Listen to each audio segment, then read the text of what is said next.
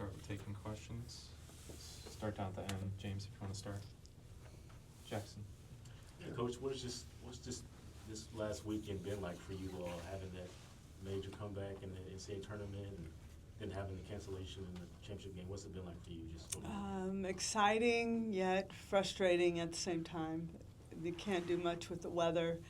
The right decision was made, so we came to terms with that. It was one of the two of us was going to be one and probably number two, so it wasn't like we were losing anything from it. We declared co-champions, which we accepted a trophy gladly, and so it's been that the finish was really exciting, really fun, and it took us to another place, and that's something you just want to bottle up and hope that it maintains. But they're done with finals. I think they're a little more fresh and excited about the weekend. Amazing. Patty, just what's it been like seeing Sydney Barker kind of continue to grow throughout this season and the way that she's been swinging the bat lately? She works hard. She's a gamer. She's that tough exterior type of player. She's really been improving. And the one thing I talk to the team a lot about is practice and the importance of practice, specifically if you've not set your feet into a position and you are that starter. And she has listened, and she has really taken over at practice and really swung really well and can play a little bit of first and plays the outfield very well. So she has found herself in that starting position and, man, changed our world with her home runs against Arkansas and really focused and determined to win a spot. Patty, a couple weeks ago, Sam Landry sat in here and talked to us about sort of her renewed love of softball and how maybe that wasn't there as much when she got here, and it's really blossomed since then. How have you seen that sort of develop? Did you get a sense during that process of bringing her here that maybe that was something that needed to be reignited from her, and just how that's sort of grown since she's been in Norman? Yeah, I didn't feel that I need this new renewed love. We just watched her on video and saw her numbers. Like, we got to find this girl right now. When she came here, she got to really spend a lot of time with Coach Rocha, and she learned a lot. She learned a lot of new. I think it's the love for pitching, but also the process of it that she fell in love with. Her and I have a really good relationship. It's fun. It's funny. Like, we joke around quite a bit. So I really look forward to seeing her because she really makes me laugh. And I don't know, we have a really cool relationship. But it's she has a different love for pitching, and you can feel that because of success, but probably more than anything, just confidence that she's feeling. And how does that sort of go across to the rest of the pitching staff, and especially the younger pitchers that you've got in this group, to try to maybe help them as they develop as players and pitchers? Yeah, they watch very closely and watch the way Sam, when she's feeling good, but she's also had some tough times as well. I think the pitchers, you could watch somebody and know what it looks like, but it really comes down to what you're feeling inside, and when someone really has it, you can see it without even watching them pitch or their outcomes. And the person that I feel has really kind of got the it factor lately is Audrey Lowry. And that is because she's just grounded, calm, cool. I know KD. You're going to see a KD that's going to be there. I believe that. She's had good bullpens as well and success on the mound at practice. But I think they can learn from Sam, but it's an individual decision of this is how I need to get myself to feel. Appreciate it. Jesse. Patty, in that Arkansas game, you had a lot of young players making big plays. Gabby, Sydney, Audrey in the circle. Just what did that show you about those young players in a game like that, and how important is it to kind of have those young players play like that going into the postseason? I'll take the second part first. Very important to see that. but I'm not going, oh my gosh, I forget that they're freshmen. I forget that they've not had this big moment. Gabby Garcia is playing like she's a junior. I mean, nothing is phasing her. And Audrey, nothing was phasing her.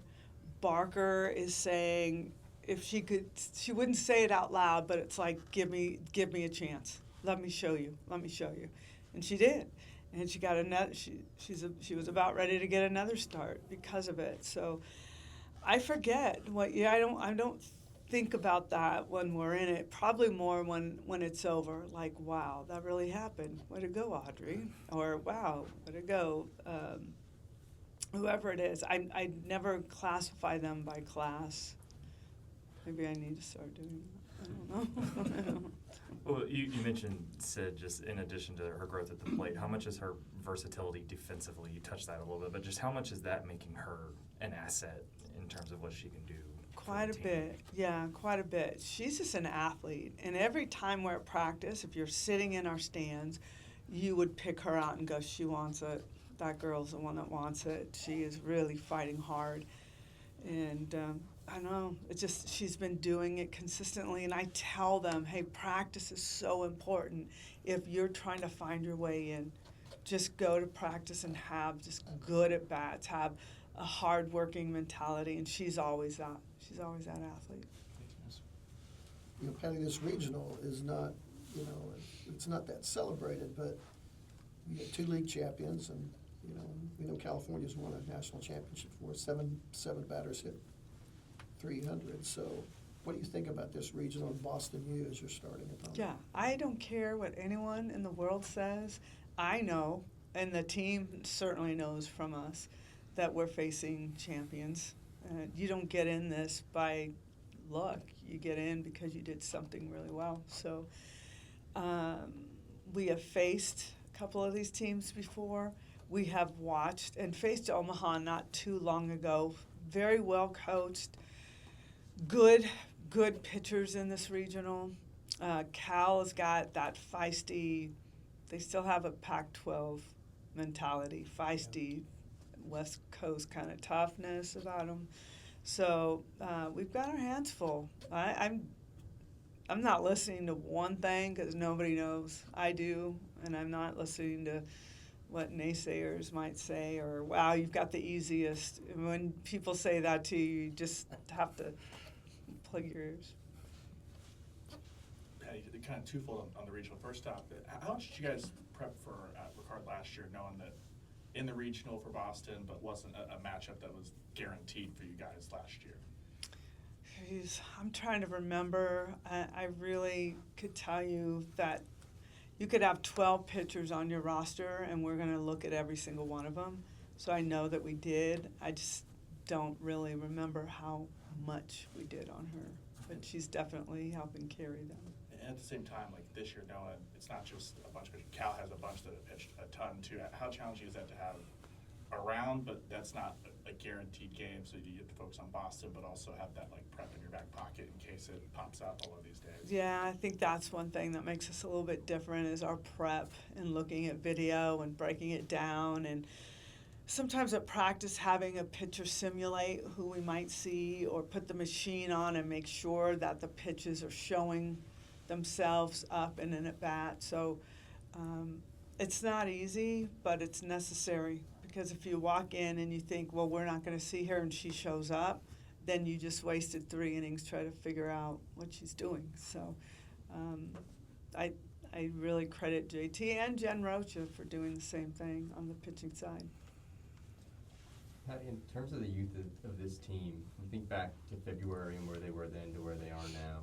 You typically don't get to reflect this way until June, usually, but where are you most proud of where they've grown from that point to now?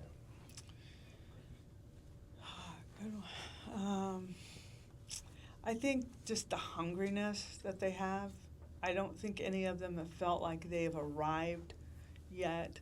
Their work ethic is quite different in a wonderful way of how you would want to see freshmen come in and just keep asking for more, coming in and hitting at night on their own, those types of things. And it shows. I mean, they just keep getting better, and more comfortable, and that's through the process and putting more into it. Yeah, Patty, if you put Sid Barker in, that means maybe Sid Sanders or Hannah Core has to sit out.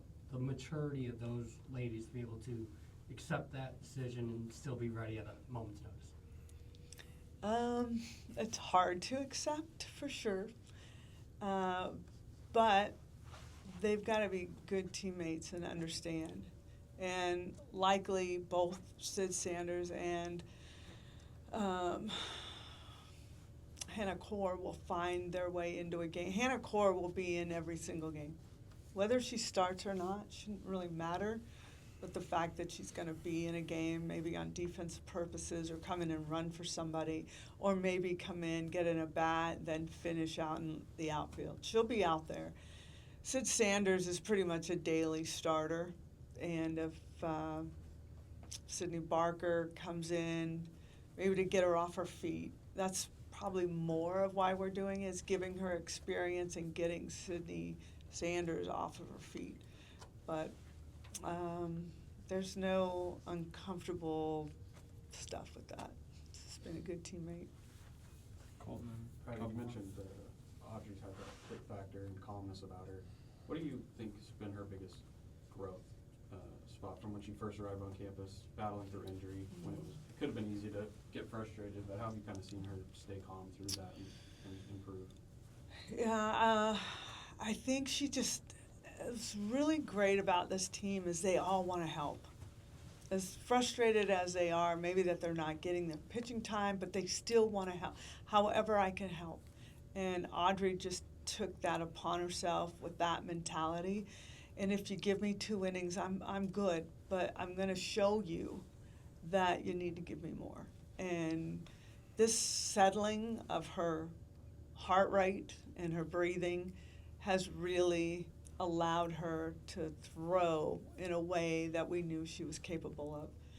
And I think that's it. What I'm most proud of is a lot of these athletes have learned how to settle themselves and get really locked into what they're doing. I think Gabby Garcia is a great example of someone who came in like talking a mile a minute and just constantly moving like that, which isn't very fluid, but it's just the way she felt inside. And we've really worked hard to get them to learn how to calm themselves every day. They do some breathing exercises. There's a lot of things we try to do to get them to know how to do that. When you can get an athlete to slow things down, you've got something special. And you can see it. You can see there's a special zone that elite athletes can get to. And if you can get your pitchers in that zone or a hitter in that zone, everything looks easy. And some of them are starting to really tap into this. Yeah, Patty, do you know how the NCAA committee, what their protocols are in terms of bracketing? Like Boston gets sent here ever how many times, and when they're not here, they're in Stillwater. Yeah. You'd think they'd let them see another part of the country, but do you have any idea why they do some things they do? I do not. That's where I learned what a cobra, whatever. Surrender cobra was. I didn't understand that. I didn't know what was so funny about it. But to me, it wasn't like, oh my gosh, we have to play the Sooners. It's more like, oh my gosh, we've got to go back there again? Right. And I don't blame them for that. And we've seen Cal Berkeley in a couple recently. So I don't know why. Obviously, it doesn't mean maybe a lot to the committee that you're going back. It just fits the piece to the puzzle. And quite honestly, with across the board, I felt that there was more equality than I have felt. I didn't watch, but I watch it differently. My heart doesn't beat anymore. I'm just like, give us the names and let us move on. I just kind of sit in the back where before I was right up in the front. I did not look at the bracketing and go, you got to be kidding me. There's no way you're putting them together. So I didn't look at that at the time and go, oh, there they are again. I don't know. I would wish that's something they would pay attention to, because it is the experience for the student athlete to get to another place and see something new. This will be a new stadium that these guys haven't really felt completely yet, but no, I do agree. I wish they had more opportunities to experience something different. Would you like to see them use an S-curve, where they like seed at least, not just the top 16, but the top 32, and try to balance it out that way? Because they sometimes seem to go competitive reasons and sometimes regional, but there Yeah. doesn't seem to be an absolute rule either way. You're right about that as well, because there are some regionals where they're flying from everywhere, which is something usually you see 2 drive and 1 fly, or 1 stay home and everyone goes to them, but you don't see that in a lot of, I felt people traveling all over the place. So I thought, wow, it looks like we have more money to move some people around. But just back to Boston and even Cal, I think they could probably feel the same, not disappointment, but give us something different. And I don't think the committee cares much about that. Were you thinking OSU might get sent here as a 2 seed? I thought they're a little high up there to come to us. And I honestly thought, I was a little surprised that they're going to Arkansas. I thought it might be somebody in the 7, the 8, 9, something like that. So I was a little surprised by that. All right. Thanks, guys. Thank Thanks, you. Patty. Appreciate your time.